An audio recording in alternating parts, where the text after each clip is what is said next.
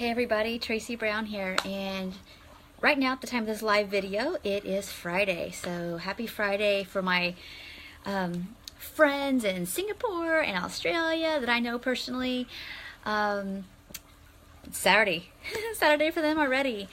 And so I'm going to talk a little bit about self-care because I personally had a very difficult relationship and sometimes still kind of do. I'll be honest, that's still my difficult edge to consistently have, and I'll talk about that for a couple of reasons, and you might relate to that.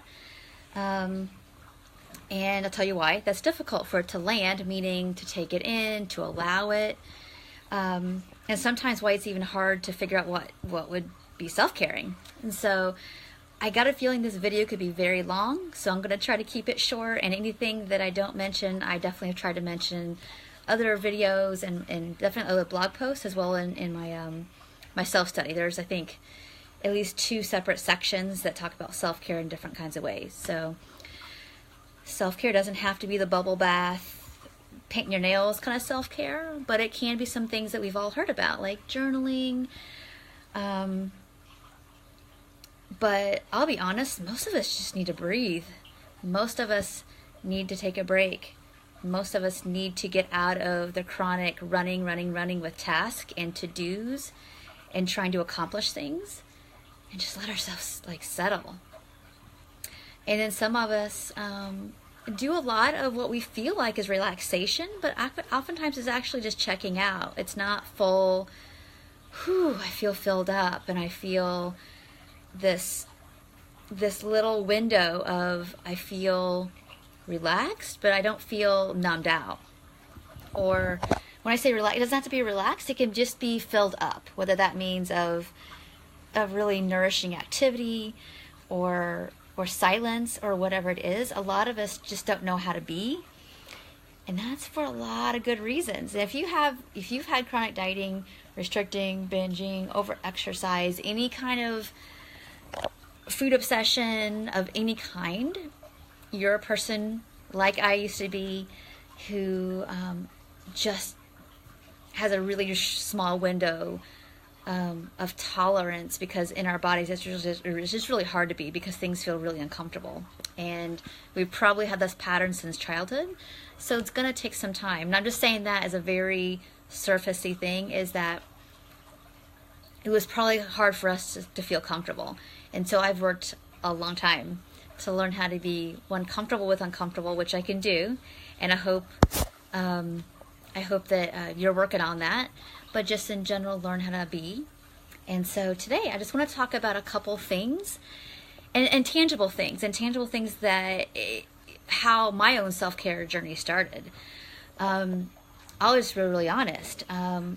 Underneath a lot of my disordered eating behaviors and the chronic dieting and the compulsive exercise, and before all that started, I was a stressed out kid. I started being stressed out probably, I was definitely kind of always watching. I was highly sensitive, always watching what people were doing, and I couldn't help but feel what people were feeling all my memories. And by the time I was in 3rd grade, I had to actually really, this is one of my stories I remember specifically. I had a really mentally ill 3rd grade teacher, and she was super high-strung and aggressive and would honestly freak out on kids. And so it was a very difficult situation to be in. And I remember starting to get hyper vigilant around school at that time. Not only I felt like I would please my parents, and they never pressured me, but I felt like that might help me feel something that I could feel good about and get approval for. But then this teacher was, it was just really stressful. And so I threw myself into schoolwork and getting it all done early and all those kind of things just to feel more safe. That was something I could focus on. And so that kind of got in my own neurobiology of, I used schoolwork my whole life and work, to settle my system, to settle my fear. And so when I started, letting go and doing a lot of work with recovery, underneath a lot of that, it was really difficult to do self-care or to slow down or to take a break. because underneath that was that neurobiology of using work to feel safe. And so I had basically coupled up safety with work, and I had to really work, just noticing that and take some risk with not doing things and feeling the sensations and using other things to ground me, which I talk about in my meditation series, and in my programs and in my one-on-one work about, really specific and individual assignments I give to people to try to build that safety, but also just to recognize that it's there. So, I had to practice, and there's a really common story I told a lot of my clients where when I finally realized, I didn't realize that this was a thing for me until I was about 27 or 28, so I'm 39, and I recognized that on my days off, that I would have a really hard time not, like my body would be really tired, my mind would be really tired, because this is when I was first in training for health at every size work and eating disorder work and intuitive eating work as well. And I was working full time and then doing this really intensive training that lasted several years. So I was putting a lot out there in the world. And so the days off, I tried to give myself a day a week where I didn't do anything, and that would be really difficult. And one day I just had to make the decision, like, look, I can't compulsively keep doing, because it's no different really than having disordered eating, and I can't be this way if I'm going to work with people professionally. So I forced myself one day to not do anything, and I literally just leaned against, I sat on the floor, and because I couldn't even sit still in my body, I leaned against the back of the floor, on the back, my back was against the couch, and I sat there and cried for like 2 hours, because it was just so difficult to feel all the fear of, like, if I'm not doing something, I'm going to get in trouble, or I'm going to get judged, or something bad's going to happen. And I had to feel all that. So I'm not saying that you have to do all that at one fell swoop, because that was really difficult to do on my own,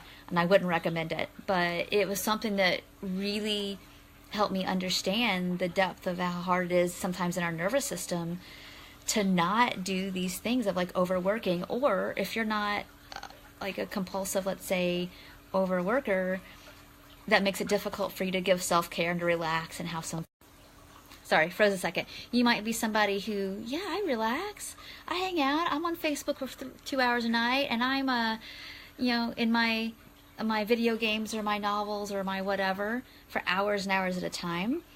But I would say to some of my clients who struggle with that, it's like it's not actual always self-care time, because there are things that they do maybe that neglect their body that they don't recognize they're doing.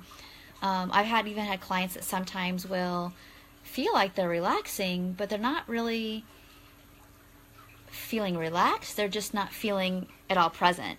And they forget to, like, brush their teeth, and they go to bed, and they don't, just stuff like that. So I know that sounds like extreme, but sometimes we have to start with the basic stuff of being aware of first, this is my pattern. Is it like I'm a compulsive doer, like, cleaner, worker, whatever it is you do. Or I am kind of like compulsively, actually don't even recognize that I check out, and start to get clear, like, okay, you do this. And so can I give myself one more minute can I give myself 1 minute of feeling my feet on the floor? Or can I, before I decide to go do that more task, or before I get into my video game, can I, do one thing that would just kind of feel good for myself, that doesn't make me feel too selfish or greedy? Because sometimes you have to start and titrate these things.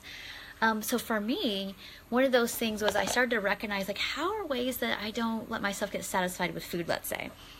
And one of them was I recognized that when I would get groceries, and this is when I was married, and it's not that I ate whatever I wanted, and I didn't, I ate from hunger and fullness, and I didn't really have any good food, bad foods anymore, but I recognized that I still didn't always give myself permission to buy something pleasurable for myself. I would buy meal food, but I didn't let myself buy any play foods. And it's not because I didn't think I couldn't have them, like, let's say brownies. It's not because I didn't think I couldn't have them because of calories or worth. because I was so detached from like relaxation and pleasure and joy in terms of just generally, I like I would buy my husband, let's say, oh, he liked brownies, so I'd buy some brownie mix and make that. But if I didn't feel like brownies and I didn't feel like eating them, I wouldn't have anything for fun to eat. And so I recognized I don't buy myself anything that I really want to have. And I started doing that. And at first I could only do one thing. And then as time would go on, it got kind of quick for me to say, like, oh, I love lasagna. Let's make ingredients for lasagna. I pretty much just ate what I liked, but sometimes I wouldn't choose like my favorites. And it wasn't because, again, it was from calories. It was just this disconnection with like pleasure for me. And so I started doing that. And then it would turn into like my days off. I would plug in at least an hour a day where I did nothing. And then I would start to try to do things that I think I might like to do, whether I like them or not. No big deal. And I had to keep practicing and refining this. And then it started to build like, oh, you know, I've never had a massage. I think I would like that. So I would book that. And that's how my journey with that started to build. But first I had to get to that place where I recognize that it's really hard for me to slow down and not compulsively fill my time with work or extra projects or whatever. And I had to trust that I like to work. I get stuff done. I'm competent. It's okay. My worth isn't dependent on, or my safety isn't dependent, honestly, on how much effort 24/7 I put into work. So that's one journey and one example of how having difficulties with self-care shows up. You know, people might feel like I'm afraid or I'm selfish or I don't want to feel feelings or whatever. It's the reason that people end up feeling resentful and then struggle with their food, because it builds up and it builds up and it builds up. So if you're on the other end of things and you feel like, oh, I take time for things, but it's not in a very grounded, it's more of in a I don't like the word associated, but it's a little bit of a checked out kind of thing. And then it ends up impacting your food later, or it ends up being in kind of neglect of your body, but it's more intellectual and checking out. Then I highly recommend that you start to check in with your body more about like what does my body need and what would it like to do to feel like some more vitality, in that kind of self-caring kind of way. So you can tell that I'm really thinking about the sensory here, because I think a lot of us neglect, it's not just activities that are self-caring, it's sensory as well. So I want you to think about daily things, whether it's sight, touch, auditory, I'm going to say touch, like sensory, you know, emotional. It could be that you love journaling, and man, and when you journal, it's just like you feel like you're coming home to yourself. That's beautiful. But if like, oh, I hate journaling, you know, look into that. Is that really about, I forgot about smell. Smell is important too. But if you do not like journaling, look at the resistance. If there's any resistance because you're afraid to look at things, that might be that you give yourself a few minutes to do it.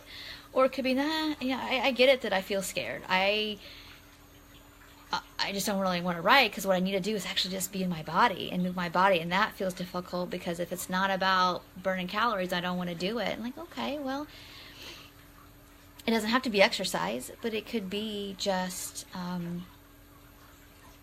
you know, moving in a way that's not about you. Maybe you go to the zoo and you walk around, or right now I coach T-ball team, which has really been really, really, really fun and in my body and healing and very sensory, filling up in all kinds of ways, which has been great.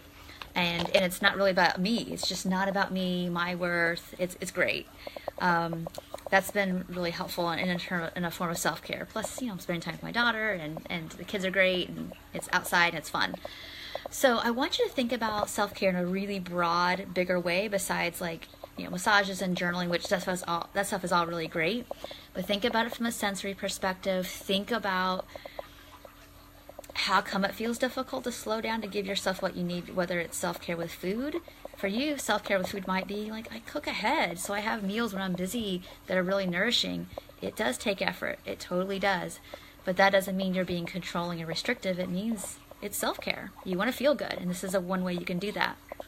So I could go on about this forever, But just recognize if you have like what feels like a barrier to like taking care of yourself, it's because of fear. It's because probably of some fear or shame or lack of self-love, and avoiding the issue is not going to make it better. It just prolongs the disconnection and disembodiment, which robs us of our authenticity in life and us being fully in and fully able to contribute in the way that we're meant to, and to feel good. Like, we're not meant to suffer this whole life. Suffering happens. We're gonna go through things, but it doesn't have to be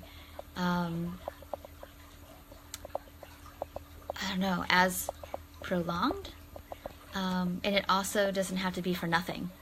All right, so thank you all for listening. I hope this was helpful, and I will see you all real soon, and we'll get back to some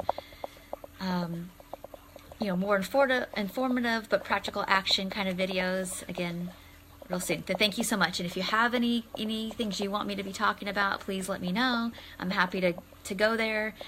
And I'll probably put a link down below in terms of if you have any difficulties with this, you can do some decoding with it. All right, so take care. I'll talk to you soon. Bye.